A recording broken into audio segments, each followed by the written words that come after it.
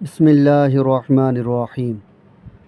عصر کا وہ مبارک وقت جب سورج ڈھلنے لگتا ہے اور کائنات پر ایک خاص سکون طاری ہوتا ہے، اس وقت جو خوش نصیب بندہ قرآن مجید کی یہ مخصوص صورت تلاوت کرتا ہے تو آسمان سے فرشتے اس کی آواز سننے کے لیے دوڑے دوڑے زمین کے طرف آتے ہیں، کیونکہ یہ صورت اللہ کی ان نورانی فرشتوں کی بے حد پسندیدہ صورت ہے۔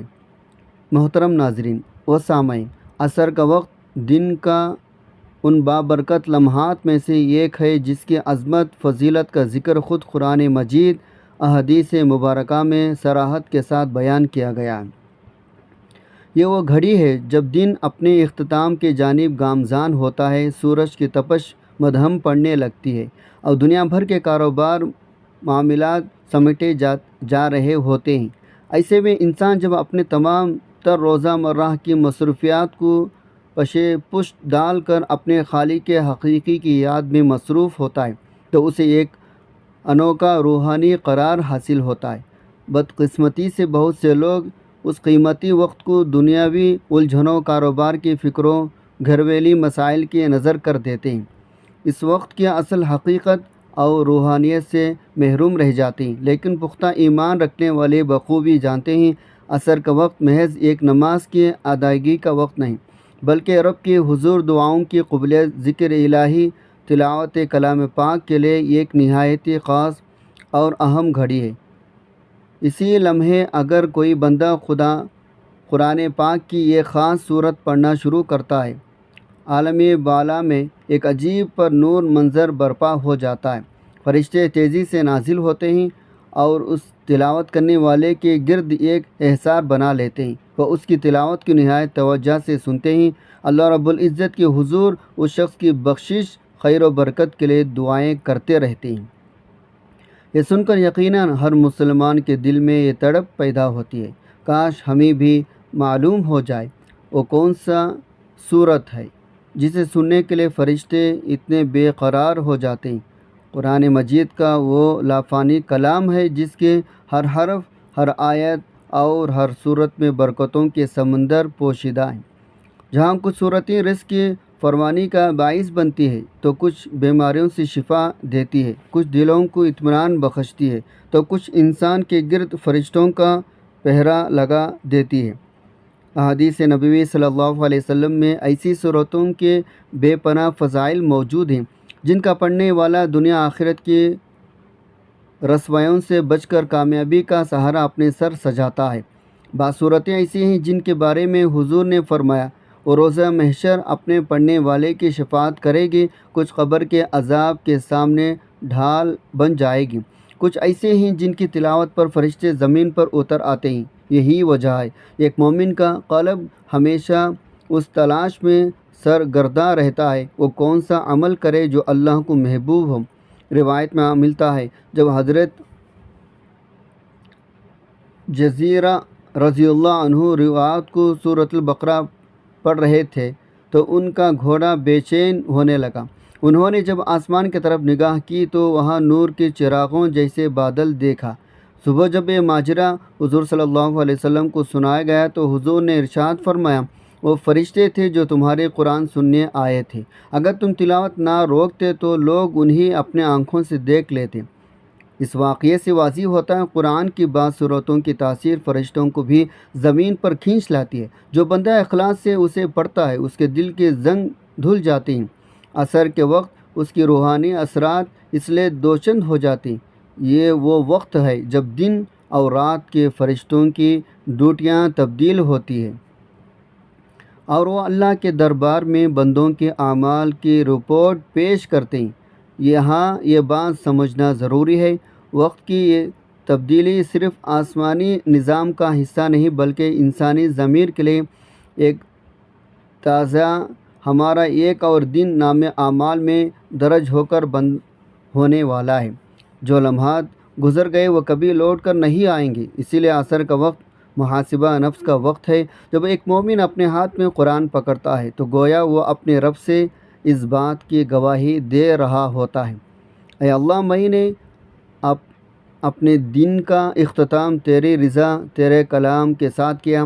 اب ذرا اس انسان کا تصور کرے جو قرض کے بوجھ تلے دبا ہو، بیماروں نے اسے ڈھال کر دیا ہو، گھر میں بے سکونی، اولاد کی نافرمانی سے پریشان ہو۔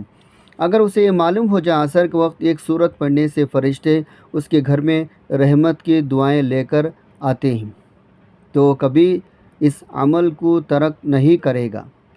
آج ہم اس لیے پریشان ہیں، ہم نے قرآن کو چھوڑ کر موبائل اور دنیاوی فضول گوئی کو اپنا لیا۔ یاد رکھیں، گھروں کی دیواریں اینٹ اور پتھر سے نہیں بلکہ قرآن کی تلاوت، ذکر الہی سے روشن ہوتی ہے۔ جہاں قرآن پڑھا جاتا ہے وہاں کے رہنے والوں کے چہروں پر ایک خاص نور، دلوں میں ایک غیر معمولی سکون پایا جاتا ہے۔ اگر ہم چاہتے ہیں گھروں سے شیطان بھاگ جائے اور برکتیں آ جائیں تو ہمیں قرآن کی طرف لوٹنا ہوگا۔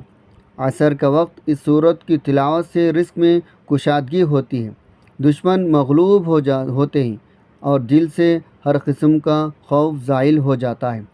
نبی کریم صلی اللہ علیہ وسلم نے فرمایا، بہترین شخص وہ ہے جو قرآن کو سیکھے اور سکھائے۔ ایک کتاب صرف ثواب کے لیے نہیں بلکہ زندگیوں میں انقلاب لانے کے لیے آئی ہے۔ جب کوئی اس کتاب سے جڑتا ہے تو اس کے اخلاق معاملات خود بخود سنور جاتے ہیں۔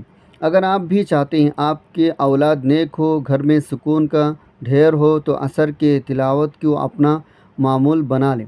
یہ دنیا تو فانی ہے، اصل وطن تو آخرت ہے، جیسا کہ قرآن میں بھی ذکر ہے۔ دنیا کی زندگی ایک دھوکے کا سامان ہے، کھیل کود کے سوا کچھ نہیں۔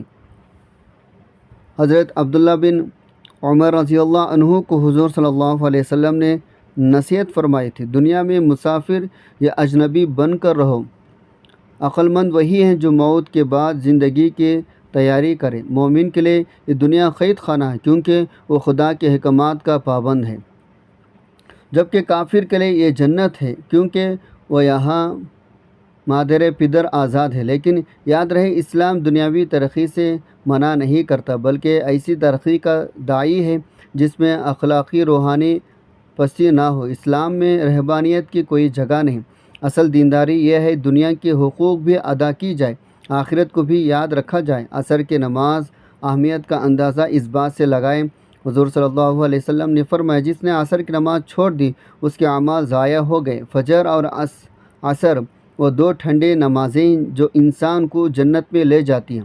اب بات کرتے ہیں اس خاص وظیفے اور عمل کے۔ آپ نے عصر کے نماز کے بعد اول آخر درود پاک، درود ابراہیمی پڑھنا ہے، پھر ایک بار سورہ یاسین، اس کے بعد 21 مرتبہ سورۃ العصر کی تلاوت کرنی ہے۔ سورۃ العصر اگرچہ مختصر ہے لیکن امام شافعی رحمۃ اللہ علیہ فرماتے ہیں اگر لوگ صرف اسی صورت پر غور کر لے تو یہ ان کی ہدایت کے لیے کافی ہے۔ اس میں زمانے کے قسم کھا کر بتایا گیا ہے، تمام انسان خسارے میں ہیں سوائے ان کے جو ایمان لائے، نیک عمل کے، حق کی وصیت کی اور صبر کی تلقین کی۔ عصر کے وقت یہ سورت پڑھنا ہمیں یاد دلاتا ہے ہماری زندگی کا سورج بھی غروب ہونے والا ہے، لہٰذا وقت کی قدر کریں۔ جو شخص اس سورت کو اپنا معمول بناتا ہے اللہ اسے ہر قسم کے خسارے سے محفوظ فرماتا ہے۔ یہاں یہ بات قابل غور ہے، عصر کے وقت کی جانے والی دعا کبھی رد نہیں ہوتی کیونکہ یہ وقت ہے جب فرشتے آپ کی آواز اللہ کے عرش تک لے کر جا رہے ہوتے ہیں۔ جب آپ سورۃ العصر کی تلاوت مکمل کریں تو اپنے ہاتھوں کو پھیلا کر اپنے گناہوں کی معافی مانگیں اور اپنی جائز حاجات کے لیے گڑ گڑا کر دعائیں کریں۔ یقین رکھیں اللہ اپنی رحمت کے خزانوں سے آپ کو مایوس نہیں فرمائے گا۔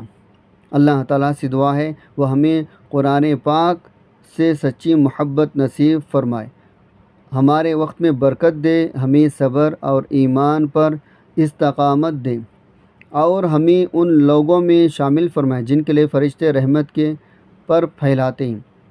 یا اللہ ہمارے بیماریوں کو شفائے کاملہ عطا فرما، ہمارے رزق میں ایسی برکت دے ہم کسی کے محتاج نہ رہیں، ہمارے نسلوں کو دین کا خادم بنا، ہمیں حسد، کینہ، بغض جیسے برائیوں سے محفوظ رکھ۔ یا رب العزت ہمیں اس حال میں موت عطا فرما تو ہم سے راضی ہو اور ہم تجھ سے راضی ہوں، ہماری قبروں کو جنت کے باغوں میں سے ایک باغ بنا محشر کے دن حضور صلی اللہ علیہ وسلم کی شفاعت نصیب فرما، آمین یا رب العالمین۔ ناظرین، اس پیغام کو صدقہ جاریہ سمجھ کر دوسروں تک پہنچائیں، کیونکہ کسی کو نیکی کی طرف بلانا بھی نیکی ہے۔ ہو سکتا ہے آپ کے ایک شیئر سے کسی کی زندگی بدل جائے اور وہ بھی عصر کے اس مبارک عمل کا حصہ بن جائے۔ آپ سے گزارش ہے، کمنٹ سیکشن میں اللہ کا کوئی ایک صفاتی نام یا سبحان اللہ لکھ کر اس خیر کے کام میں اپنی موجودگی درج کروائیں۔ اللہ تعالی ہم سب کا حامی و ناصر ہو، آمین۔ جزاک اللہ خیرن کثیرہ۔ السلام علیکم ورحمۃ اللہ وبرکاتہ۔